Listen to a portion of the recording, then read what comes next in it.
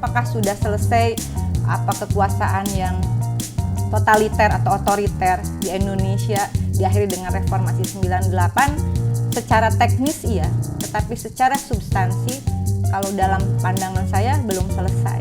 Jadi gonta-ganti pejabat, gonta-ganti gubernur, gonta-ganti presiden nggak akan menyelesaikan persoalan kalau tidak menyentuh sistem.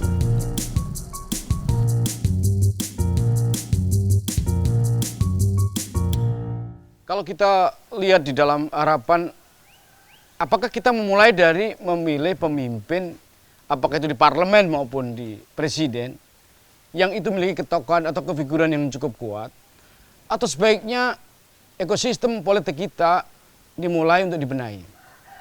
Kalau kita lihat dalam perjalanan kita selama ini menunjukkan bahwa memang kita tidak mungkin melepaskan diri dari soal kefiguran atau aktor. Tetapi aktor itu hanya simbolisasi. Yang juga perlu dicatat adalah kita perlu membangun sistem politik sama karakter kewargaan yang mampu nyambung satu sama lain. Sistem yang baik akan bisa melahirkan tokoh-tokoh, bahkan orang-orang kunci dimanapun tersebar.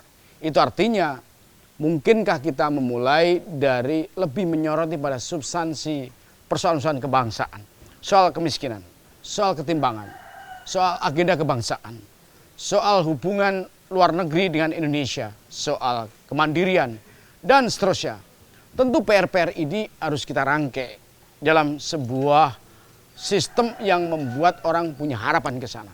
Memang beberapa hal kita punya bukti yang menunjukkan bahwa kadang-kadang orang hebat pun ketika masuk dalam sistem yang kurang kredibel, membuat dia terjerembab atau terlumat dalam struktur yang tidak beres. Tapi sebaliknya juga ada banyak contoh yang menggambarkan aktor yang hebat bisa mampu menata sistem itu dan ada banyak terobosan. Di beberapa contoh di daerah bisa disebut soal local champion. Namun seiring dengan perjalanan waktu bahwa tumbuhnya partisipasi, kualitas kewarganegaraan yang makin oke, potensi kita membangun sistem dengan lebih memulai dari memprioritaskan isu dan agenda dari strategis tentu akan membawa energi ini lebih baik. Ini sekaligus untuk mengcounter tentang kecenderungan produksi oligarki. Eksperimen politik yang selama ini mungkin pernah kita kerjakan, membranding seorang tokoh, ada baiknya, tapi itu tidak cukup. Karena regenerasi dalam politik itu juga diperlukan. Itu artinya tantangan buat kita, partai juga harus berbenah dong.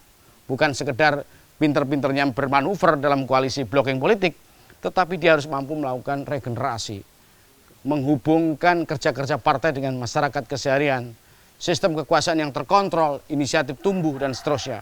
Otomatis dengan cara seperti itu, kita tidak akan pernah merasa kekurangan atau kehilangan kandidat atau kefigur.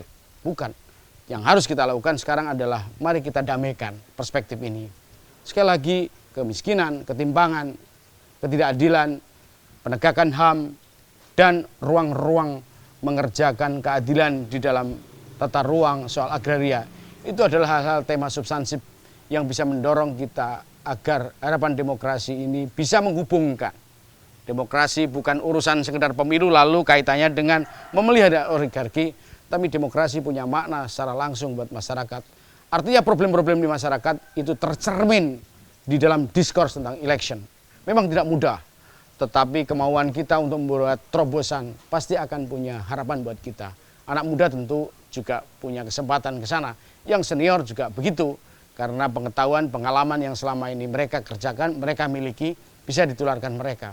Tapi jangan tenggelamkan inisiatif anak muda. Dan sebaliknya juga patronase politik yang selama ini memelihara relasi yang memperkuat oligarki, haruslah kita sudahi. Yang kita lakukan, kita harus dipandu untuk agenda bersama soal-soal yang menjawab kebutuhan bangsa. Dan karena itu yang disebut dengan demokrasi bisa bermakna, menghubungkannya dengan apa yang dikehendaki masyarakat, apa yang menjadi problem masyarakat.